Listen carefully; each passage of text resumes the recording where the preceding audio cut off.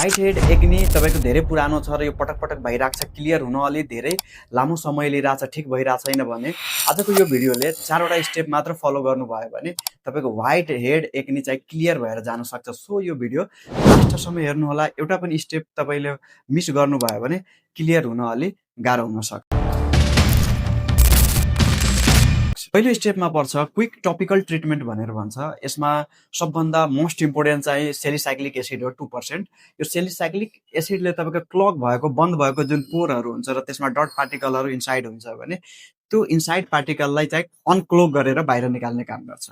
त्यस्तै बेन्जाइल पेरिअक्साइड भन्छ 2.5 देखि 5% को स्ट्रेन्थमा मात्र युज गर्नुपर्छ र यो त्यसमा भएको ब्याक्टेरियाहरू व्हाइट एक्ने भित्र भएको ब्याक्टेरियालाई क्लियर गर्ने काम गर्छ। त्यस्तै रेटिनोइड भनेर हुन्छ, रेटिनोइड एडाप्लिन 0.1% युज गर्नुभयो भने तपाईँको यसले धेरै हदसम्म फेरि पनि हुनबाट पनि रिकरेन्सबाट पनि जोगाउँछ र प्रिभेन्ट गर्छ, फेरि नयाँ व्हाइट एक्ने चाहिँ बन्न दिँदैन। यो चाहिँ प्राय युज गर्ने भनेको रातिको समयमा चाहिँ युज गर्नुपर्ने हुन्छ।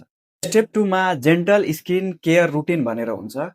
पहिलो चाहिँ यसमा फेस वासको 2 पटक चाहिँ युज गर्नुपर्ने हुन्छ। बिहान युज गर्नुपर्छ र राति सुत्नुभन्दा पहिला चाहिँ युज गर्नुपर्छ। त्यस्तै क्लिन्जरहरू युज गर्नुपर्छ। क्लिन्जर चाहिँ दिनको 1 पटक या 2 पटक युज गर्नुपर्छ। त्यस्तै मोइस्चराइजर पनि एकदम राम्रो हो। एक्सेसिभ ड्राइनेस भइरहेछ भने त्यसलाई ड्राइनेसबाट प्रिभेन्ट गर्नको लागि पनि यो युज गरिन्छ। त्यस्तै सन स्किन प्रोटेक्सन एकदम नै राम्रो मानिन्छ। यसमा चाहिँ अप्लाई प्राय भनेको 30+ SPF डेली घरभित्र पनि बस्नुहुन्छ भने सनस्क्रिन इफेक्टिभली काम गर्छ र आउटडोरमा पनि जानुभयो भने यसले राम्रो काम गर्छ। स्टेप 3 मा फास्ट इमर्जेन्सी फिक्सेस भन्छ। यसमा हट कम्प्रेसन चाहिँ दिनुपर्छ। जहाँ व्हाइट हेडहरू छ भने त्यहाँ 5 देखि 10 मिनटसम्म त्यहाँ हट कम्प्रेसन जुन हाम्रो हाम्रो स्किनले चाहिँ टोलरेट गर्न सक्छ हो त्यो लेभलले हट कम्प्रेसन दिनुपर्छ 5 to 10 minutes.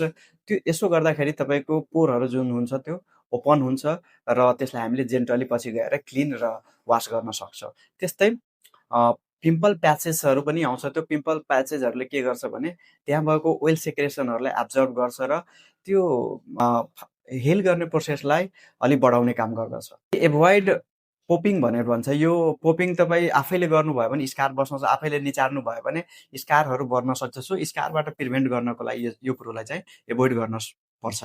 Last step number 4 मा चाहिँ हामीले हाइड्रेट बस्नु पर्यो। एकदम राम्रो खानपिनमा ध्यान दिनुपर्ने हुन्छ।